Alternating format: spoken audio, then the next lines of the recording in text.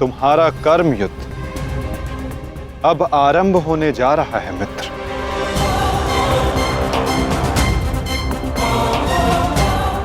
कल तुम युद्ध भूमि में प्रवेश करोगे,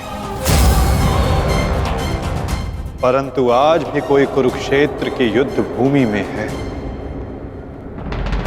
जो तुम्हारी प्रतीक्षा कर रहा है मित्र।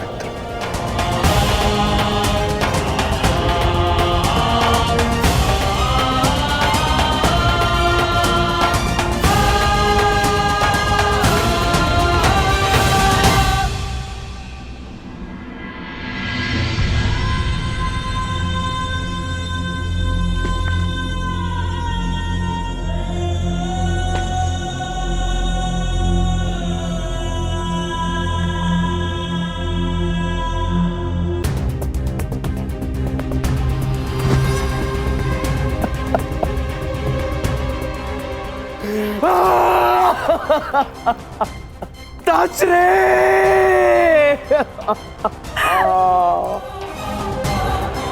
ये भयंकर है संजय, ये महाविनाश का प्रारंभ है संजय। वो वट वृक्ष गिर गया संजय, जिसकी छाया में हस्तिनापुर और मेरे पुत्र सुरक्षित थे। अब कौन करेगा कुरुवंश की रक्षा? कौन करेगा मेरे पुत्रों की रक्षा?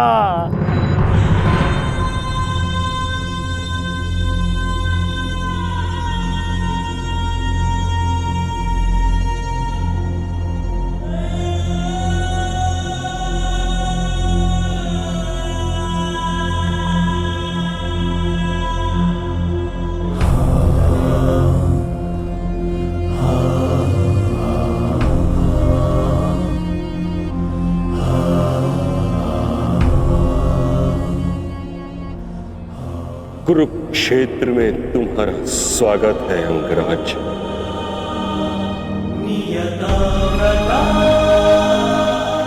आप जानते थे कि मैं माता कुंती का ज्येष्ठ पुत्र हूँ। पितामह, यदि आप जानते थे फिर आपने मुझसे ये बात क्यों छिपाई? क्यों मुझे रणभूमि में नहीं आने दिया? मैं कुंती के ज्येष्ठ पुत्र को अपने ही अनुजों से लड़ते नहीं देख सकता था। मुझे क्षमा कर देना पुत्र। मैंने तुम्हें सदैव दुख के अतिरिक्त कुछ नहीं दिया। ये तुम्हारा युद्ध नहीं, क्योंकि मेरी भांति ना तो तुम वचन से बंधे हो, न ही राज्य से। तुम तो सदा परिवर्तन के लिए लड़े हो कर्ण। जन्म पर कर्म की श्रेष्ठता सिद्ध करने के लिए सदैव संघर्ष किया है तुम, परंतु ये भी सत्य है कि तुम जन्म से क्षत्रिय हो। सूत्र क्षत्रिय का सबसे बड़ा धर्म युद्ध नहीं, धर्म की सुरक्षा होता। इस महायुद्ध से विलग रहो पुत्र। मैं वही कर रहा हूं जो परिवर्तन के लिए उचित है। मैंने सदैव अपना कर्तव्य पूर्ण किया है पितामह। अब आप मुझे रणभूमि में जाने से नहीं रोक सकते। आपने जो किया उस पर आपका विश्वास था। मैं जो करूंगा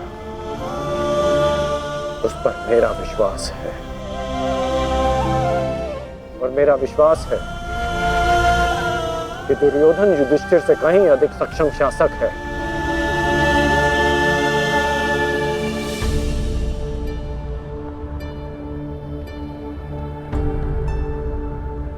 निसंदेह तुम एक महान क्षत्रिय भी हो और योद्धा भी। युद्ध और संघर्ष तुम्हारे रक्त में है। ये देह छोड़ते समय एक बात का खेद रहेगा मुझे कि यदि मैं तुम्हारे बारे में पहले जान जाता तो हस्तिनापुर के सिंहासन पर तुम विराजमान होते पुत्र। तुम्हारे ध्वज तले मैं गर्व से युद्ध करता और हस्तिनापुर के सिंहासन के प्रति मेरी प्रतिज्ञा भी पूरी हो जाती। ना ये अधर्म होते, ना ये युद्ध होता।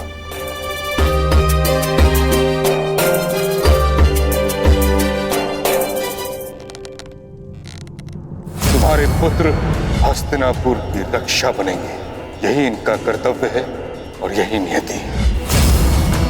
मेरे पुत्रों का कोई अनर्थ नहीं हो सकता। यदि कोई अनर्थ का बाण उनकी ओर आएगा तो उसे सर्वप्रथम भीष्म की ढाल का सामना करना होगा। मुझे मुक्ति दो पुत्रों।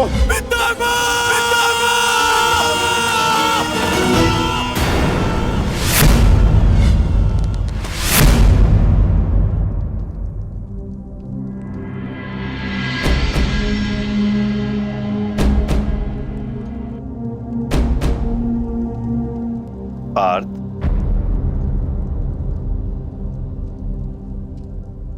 इस गांडीव ने तुम्हें क्या क्षति पहुंचाई है जो तुम अपना क्षोभ इस पर उतार रहे हो?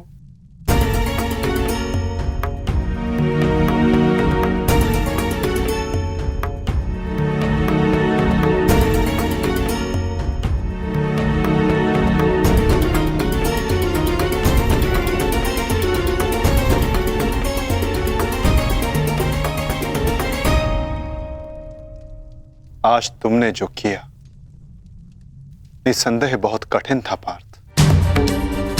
बहुत साहस चाहिए अपने श्राद्धेय पर प्रहार करने के लिए, और ऐसा करके मनुष्य का मन टूट जाता है, अशांत हो जाता है।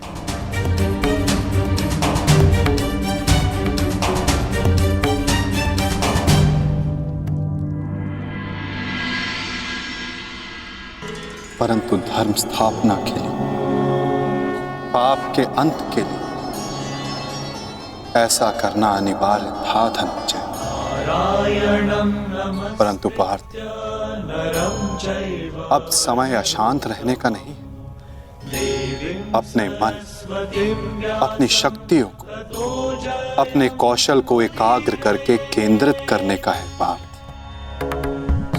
तुम्हारे समक्ष अब तक वास्तविक चुनौती नहीं आई थी, परंतु अब वास्तविक चुनौती का आरंभ हुआ है पार्थ। अब तक युद्ध भूमि में जो तुम्हारे समक्ष थे वो केवल तुम्हारे प्रहारों को रोक रहे थे, परंतु अब कल जो युद्ध भूमि में तुम्हारे समक्ष होगा वो अपने सबसे घातक प्रहार तुम पर करेगा पार्थ।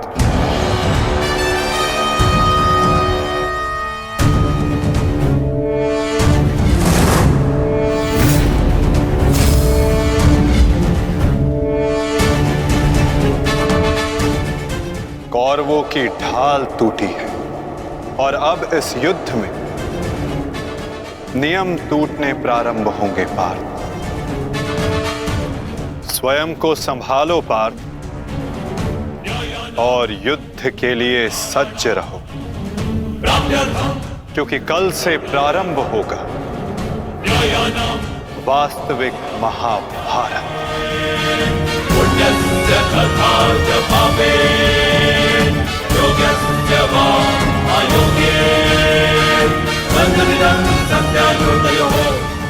मैं युद्ध के लिए सज्ज हूं माता। यदि तुम युद्ध के लिए सज्ज हो तो कल से यह रणभूमि तुम्हारे सामर्थ्य और पराक्रम की साक्षी बनेगी। मुझे विश्वास है तुम्हारी गौरव गाथा सहस्त्र वर्षों तक गाई जाएगी।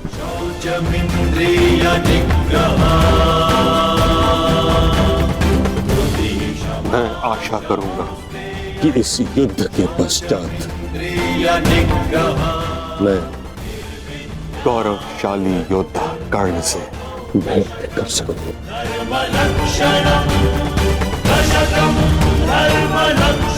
मुझे भी उस क्षण की प्रतीक्षा रहेगी पिता।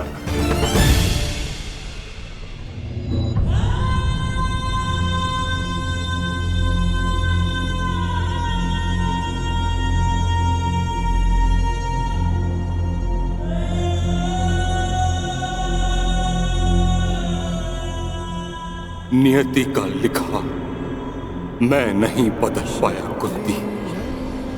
वर्षों जिस द्वंद्व को मैं और तुम रोकते रहे, कल से वो प्रारंभ होगा।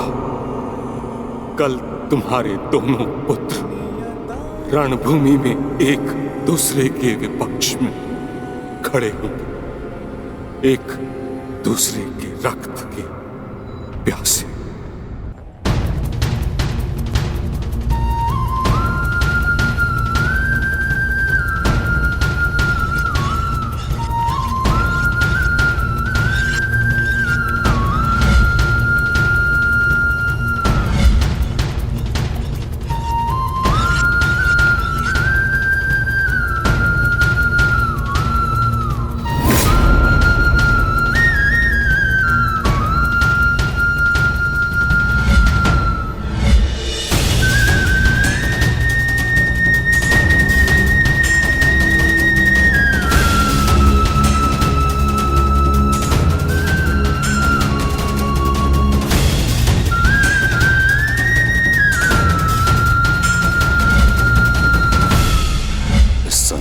सर्वश्रेष्ठ धनुर्धर महाबली महामहिम भीष्म बाणों की शैया पर है। महाविनाश प्रारंभ हो चुका है और इस महायुद्ध में कोई भी जीवित नहीं बचेगा, ना कोई पिता और ना ही पुत्र।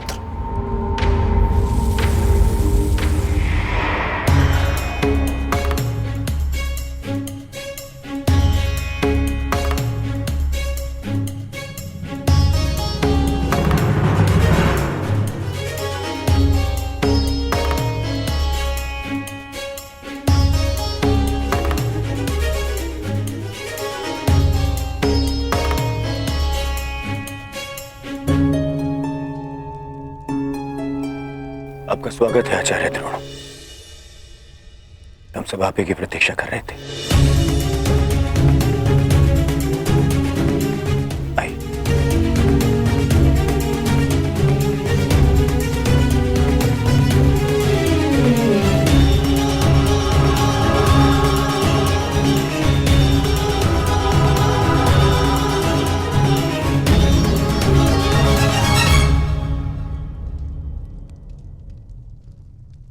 मेरी मंत्रणा स्मरण है न मेरे होने वाले सम्राट?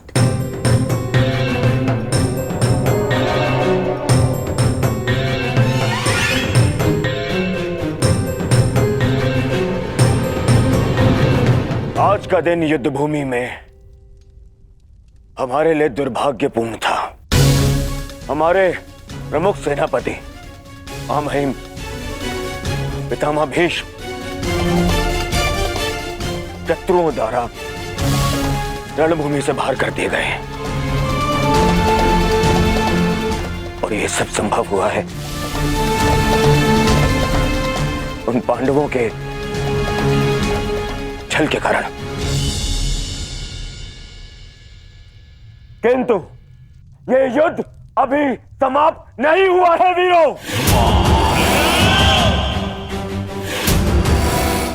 यह युद्ध तब तक शेष है जब तक हमारी अंतिम सांसें शेष है। और मैं दुर्योधन ये वचन लेता हूं कि मैं इस छल का प्रतिशोध लूंगा, अवश्य लूंगा।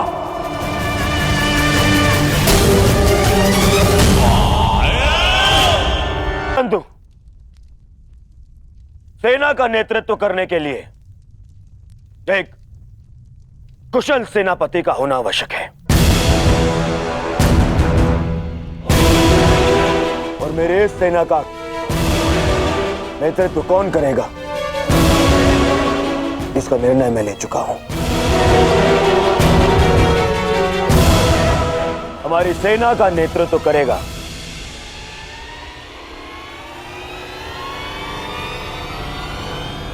मेरा मित्र अंगराज कर्ण।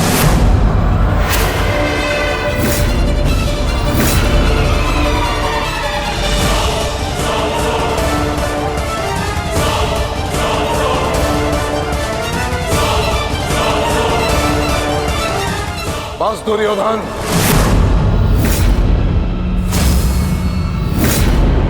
ये मेरा अपमान है और यह मत भूलो कि मैं तुम्हारा गुरुदेव हूं,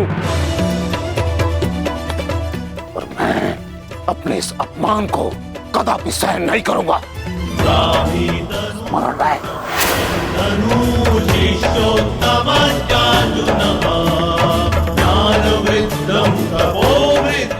आज हस्तिनापुर का दुर्भाग्य है कि महामहिम बाणों के शैया पर लेटे हैं। बहुत अधिक पीड़ा हो रही है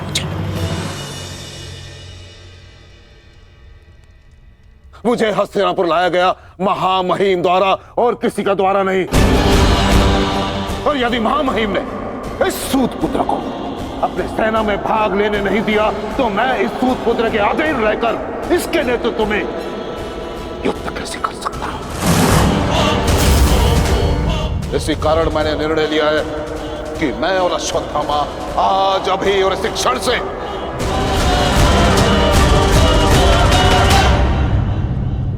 कौरवों के पक्ष का त्याग करते हैं। आचार्य,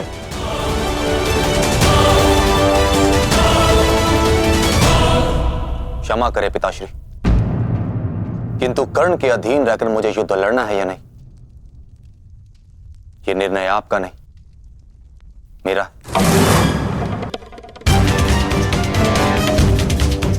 आप मेरी ओर से निर्णय नहीं ले सकते।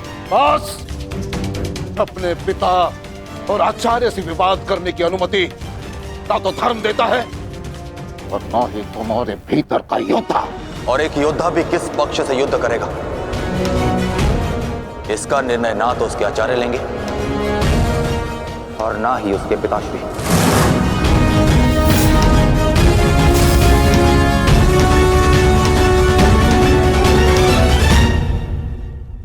मेरे आदेश की अवहेलना करने का तो साहस कभी मत करना अश्वत्थामा। निर्णय ले लिया है मैंने कि आज अभी और इस क्षण से हम कौरवों के पक्ष का त्याग कर रहे हैं।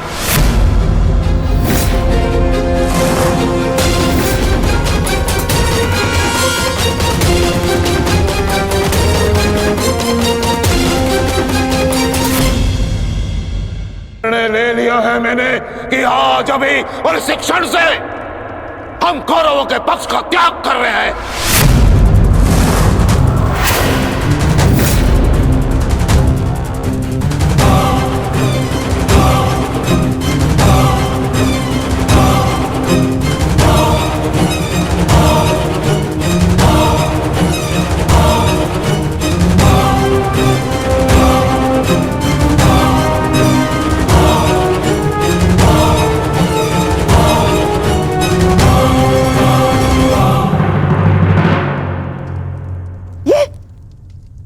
ये क्या किया तुमने?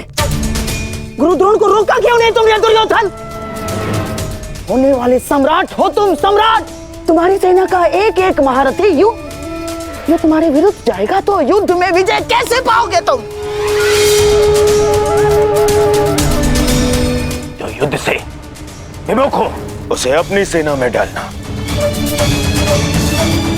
अपने योद्धाओं को संकट में डालने के समान होता है मामाश्री। क्या करता मैं और क्या करूं? उन्हें बंधन में बांध कर रख लूं या फिर विरोध करने पर बंदी बनाकर रख लूं? आप जानते हैं यह संभव नहीं है, किंतु मैं जानता हूं कि मैं जो कर रहा हूं उचित कर रहा हूं। उचित नहीं कर रहे हो तुम। समझने का प्रयास करो दुर्योधन। हमें विजय पाने के लिए गुरु द्रोणाचार्य की आवश्यकता है। मुझे मेरे मित्र के अतिरिक्त और किसी की आवश्यकता नहीं है मामाश्री।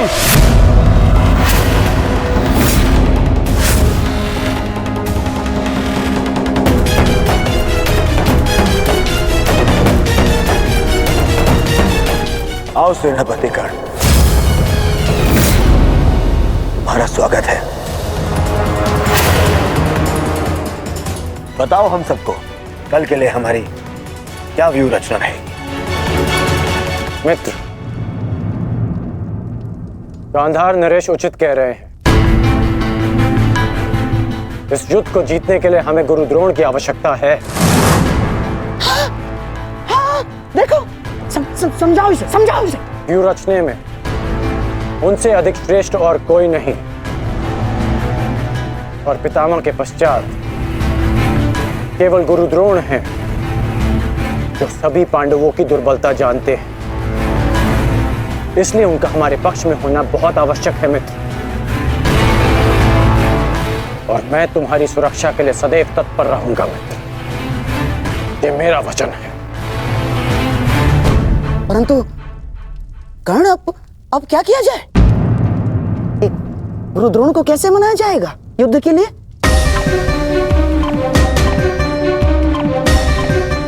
मेरे पास उपाय है।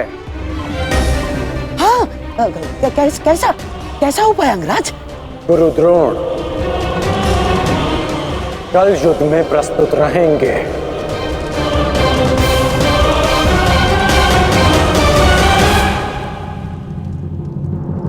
पिताश्री, आप चाहते हैं ना कि मैं युद्ध भूमि में ना जाऊं, तो ठीक है। यदि मैं रणभूमि में नहीं जा सकता तो अभी इसी क्षण पांडवों के शिविर में जाकर सबका वध कर दूंगा, परंतु युवराज दुर्योधन की सहायता जरूर करूंगा, चाहे इसके लिए मुझे अपने प्राण भी क्यों ना गंवाने पड़े। अश्वत्थामा,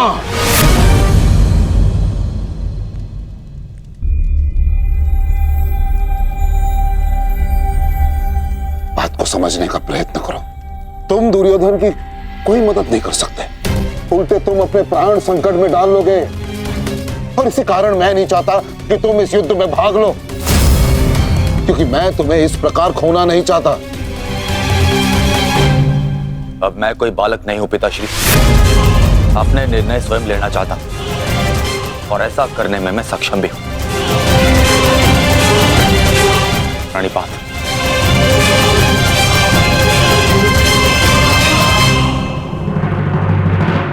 अब तक तो पितामह कौरव की रक्षा करते आए, परंतु अब कौरव की ढाल शेष नहीं। मैं विकोदर भीम उन पापियों का नाश करना आरंभ कर दूंगा। कौरव का नाश करने की प्रतिज्ञा पूर्ण करने का अब समय आ गया है। हाँ भ्राताश्री, जिसकी प्रतीक्षा थी वो समय आ गया। सूर्य उदय होते ही हम सभी इस युद्ध की समाप्ति का आरंभ करेंगे।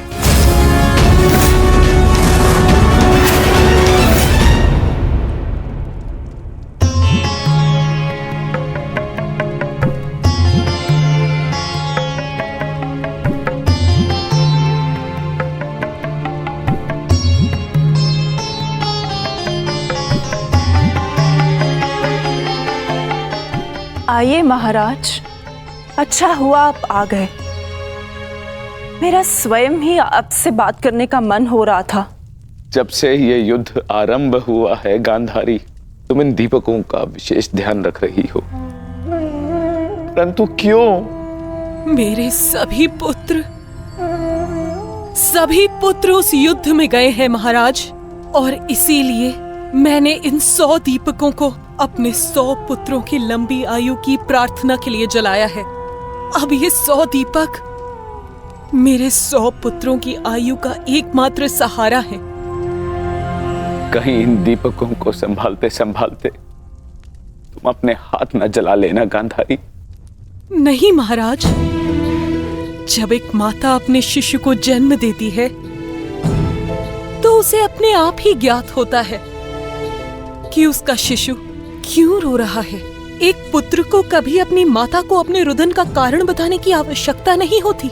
इसी प्रकार मुझे इस बात का अनुमान हो जाता है कि इनमें से किस दीपक को तेल की आवश्यकता है और किसे नहीं, और इसके लिए मुझे नेत्रों की आवश्यकता नहीं है। तो पूछो अपने इन दीपकों से कि मेरे पुत्रों की रक्षा कौन करेगा? कौन? मैंने अभी भी आशा नहीं छोड़ी है महाराज। तात श्री के पश्चात द्रोणाचार्य हमारे पुत्रों की रक्षा करने में सक्षम है।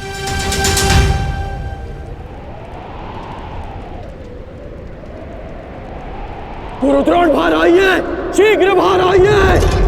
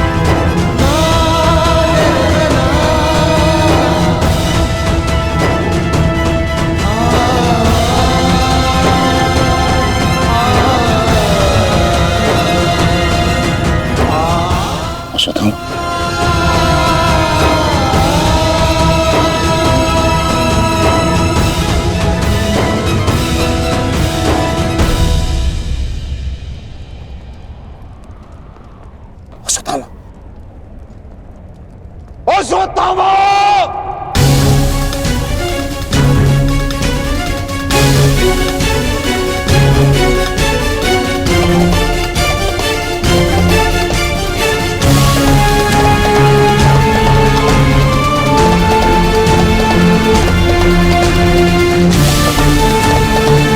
किसने किया ये सब पंगा?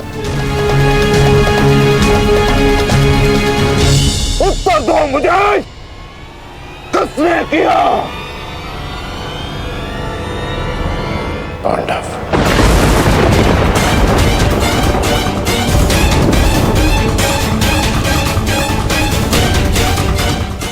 आज उन दुष्टों ने मुझे पुत्रविहीन कर दिया। युद्ध की घोषणा करो। मैं उनके संपूर्ण वंश को एक साथ समाप्त कर दूंगा अंगराज।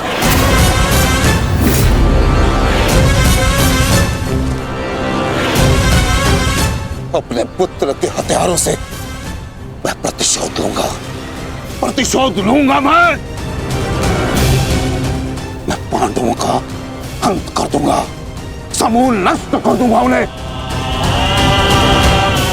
अंगराज, तुम कौरवों के सेनापति हो ना? तो आज तुम्हारे सेनापति तुम्हें आज कौरवों की विजय होगी और पांडवों की हार, और ऐसी हार जो भूत है ना भविष्य। आज के सूर्योदय के साथ मैं पांडवों के जीवन का सूर्यास्त कर दूंगा। चलो मेरे साथ।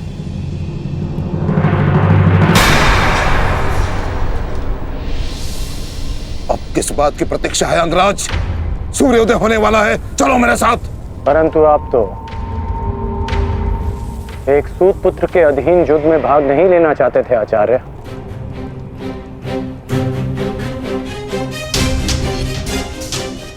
परंतु यह समय स्पष्टीकरण देने का नहीं अंगराज, यह समय है स्पष्ट प्रहार करने का, केवल और केवल आक्रमण करने का। तो यह समय भयभीत होने का भी नहीं है।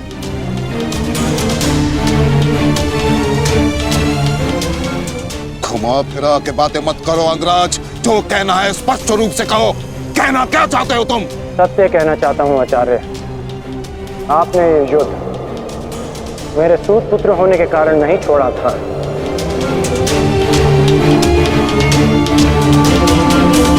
आप इस युद्ध से इसलिए पीछे हटे थे क्योंकि आपको अपने पुत्र अश्वत्थामा की मृत्यु की चिंता थी।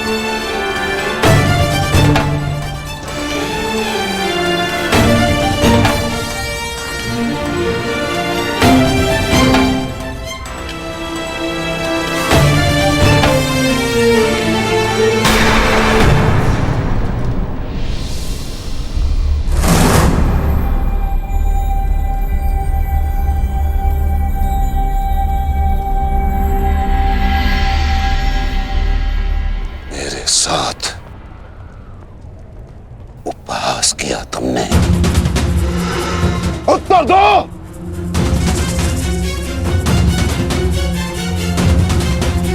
मैं क्षमा चाहता हूं आचार्य, परंतु मैंने ये सब आपका उपहास उड़ाने के लिए नहीं, आपको सत्य का आभास कराने के लिए किया है।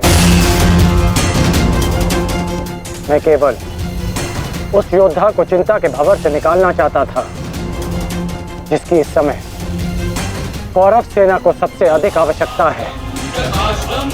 आपके युद्ध न लड़ने का कारण मुझे आरंभ से ही ज्ञात था।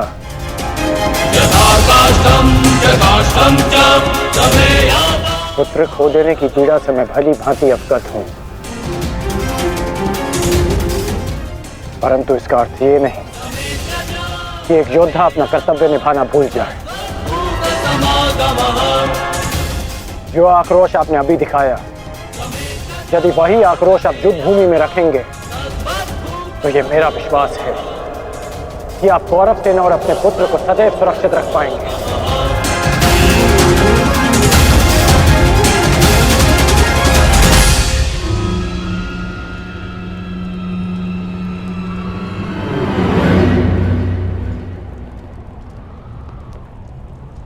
मुझे क्षमा कर दो दुर्योधन, मैं पुत्र मोह और कर्तव्य के मध्य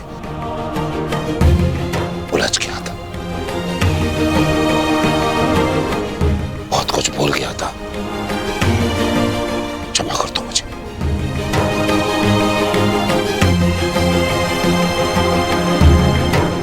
गुरु द्रोण, आप सेनापतित्व स्वीकार कर कौरवों की जीत सुनिश्चित करें और आपके पुत्र की सुरक्षा मैं सुनिश्चित करूंगा।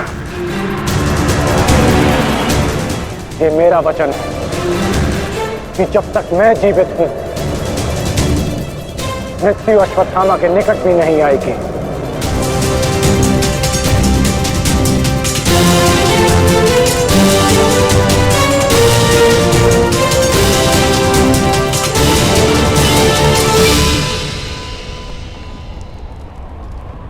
आपको इस प्रकार कष्ट देने के लिए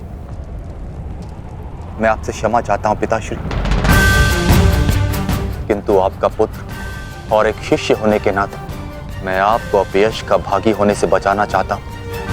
पिताश्री, मैं आपसे एक वचन मांगना चाहता हूं कि जिस क्षण आप रणभूमि में उतरेंगे, उसी क्षण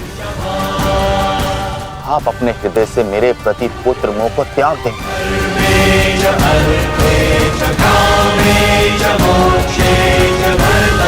और पूर्ण रूप से युद्ध को समर्पित हो जाएंगे।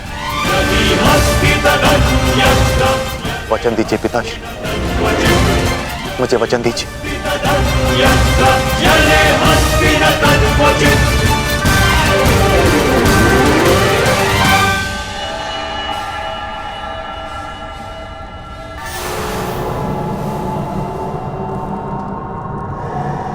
मैं वचन देता हूं,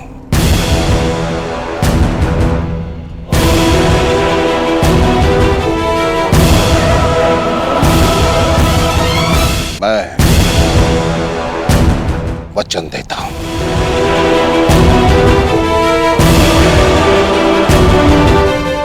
सूर्योदय होने वाला है, आओ युद्ध की तैयारियां करें। मुझे गर्व है कि मैं सेनापति द्रोणाचार्य के ध्वज के नीचे युद्ध करूंगा।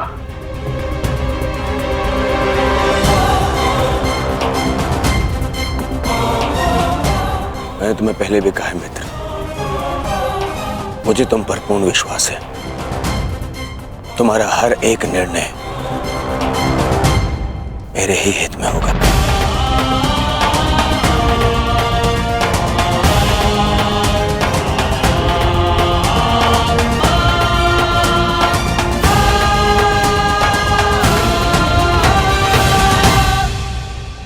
अद्भुत अंगराज, अद्भुत। आप तो कुशल नीतिकार निकले। नहीं,